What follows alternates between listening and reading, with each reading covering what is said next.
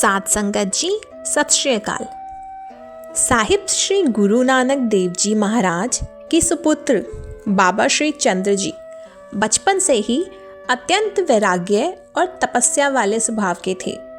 बहुत छोटी अवस्था में ही वे जंगलों में चले जाया करते थे और वहां जाकर समाधि लगाया करते थे, कभी कई घंटों तक तो कभी 1-2 दिन, यहाँ तक कि 4-5 दिन तक लगातार समाधि में लीन रहते थे। ऐसे में माता सुलक्ष्मी जी के हृदय में वेदना और पीड़ा उठती।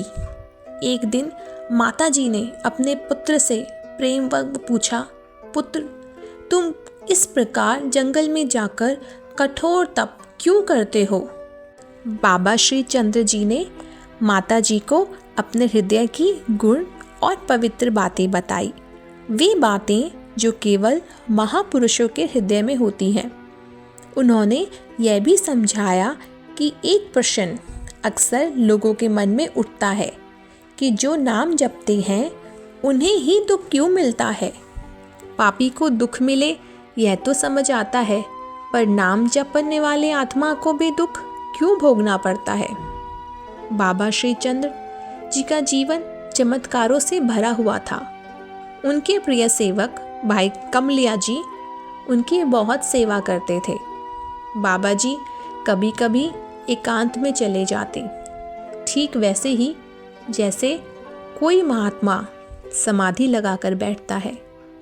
कई कई दिनों तक वे समाधि में रहते। माता जी ने देखा कि इतनी छोटी उम्र में इस प्रकार की कठोर साधना करना सामान्य नहीं है। एक माँ होने के नाते उन्हें अपने पुत्र की चिंता रहती थी। माता सुलक्ष्मी जी की एक विशेषता यह थी कि वे बाबा श्री चंद्र जी को तप से रोकती नहीं थी, पर उनका हृदय माँ की ममता से भरा हुआ था। एक दिन प्रेम पूर्वक प्रसाद खिलाकर माता जी ने पूछा, पुत्र, आज मैं तुमसे एक बात पूछना चाहती हूँ। तुम्हारे पिता श्री गुरु नानक देव जी संसार को तारने के लिए उदासी की रीति अपनाकर घर छोड़कर चले गए। अब मेरे सहारे केवल तुम ही हो। यदि तुम भी जंगल चले जाओगे तो मैं किसके सहारे रहूंगी? मैं दिन रात यही सोचती रहती हूँ कि मेरा पुत्र कब आएगा, किससे मैं अपना दुख सुख साझा करूंगी। माता जी ने कहा, मैं तुम्हें भजन सिमरन से नहीं रोकती, पर घर बार छोड़कर जंगल तो मत जाओ, यहीं बैठकर भक्ति करो, मेरी आंखों के सामने रहो। माँ की ममता देखकर बाबा श्री चंद्र जी मना नहीं कर सके। माता जी ने घर में ही उनके लिए एक अलग कमरा बनवा दिया और कहा कि वहीं बैठकर भजन सिमरन किया करें। बाबा जी ने माता का वचन भी निभाया और अपना नियम भी नहीं तोड़ा। कभी कभी वे सैर के बहाने बाहर जाते और जंगल में जाकर भी समाधि लगाते, पर माता का हृदय दुखी नहीं करते थे। बाबा जी समझाते थे कि सिमरन जंगल में हो या घर में, परमात्मा की याद तो हर जगह की जा सकती है। कई बार ग्रस्त जीवन में रहकर भी लोग ईश्वर को भली भांति याद करते हैं और कई बार साधु बनकर भी मन नहीं टिकता। असली बात मन की एकाग्रता है। बाबा श्री चंद्र जी बचपन से ही कई कई दिनों तक समाधि में रहते थे। माता सुलक्ष्मी जी को कई बार डर लगता कि जैसे उनके पति उन्हें छोड़ गए, कहीं उनका पुत्र भी उन्हें ना छोड़ जाए। तब बाबा जी ने माता को आश्वासन दिया और अपने हृदय का भेद बताया कि वे जो कुछ कर रहे हैं वे अपने पिता गुरु नानक देव जी के उपदेशों के अनुसार कर रहे हैं। बाबा जी ने बताया कि वे बचपन में अपने पिता के साथ सुल्तानपुर लोधी के मोदी खाने में भी जाते थे।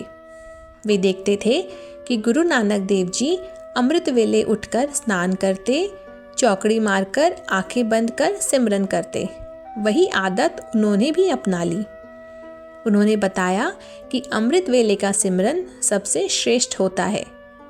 गुरु पिताजी ने उन्हें मूल मंत्र वाहेगुरु मंत्र और नाम सिमरन की विधि सिखाई। बाबा जी ने समझाया कि नाम जपने वालों को जो दुख आते हैं वे पिछले जन्म के कर्मों की मैल होते हैं, जो सिमरन से धीरे धीरे कटते हैं। जैसे गंदे कपड़ों को साबुन से धोने पर पहले मैल बाहर निकलता है, वैसे ही सिमरन से पहले दुख प्रकट होते हैं और फिर समाप्त हो जाते हैं। उन्होंने भक्त प्रहलाद और ध्रुव जी का उदाहरण दिया कि उन्हें भी बहुत दुख आए, पर अंततः में भगवान ने उनकी रक्षा की और उन्हें महान पदवी दी। बाबा श्री चंद्र जी ने कहा, इस संसार में नाम से बढ़कर कोई सुख नहीं है। शरीर, धन, सुंदरता सब नश्वर है। सच्चा मित्र केवल परमात्मा का नाम है। अंत में माता सुलक्ष्मी जी यह समझ गई कि उनका पुत्र अत्यंत ज्ञानवान और परमात्मा का सच्चा भक्त है। उनके हृदय में शांति और आनंद भर गया। ऐसी ये पावन कथा है जिसमें यह शिक्षा मिलती है कि पहले एकांत में नाम जप कर मन को स्थिर किया जाता है, फिर संसार का भला किया जाता है। वाहेगुरु जी का खालसा, वाहेगुरु जी की फतेह।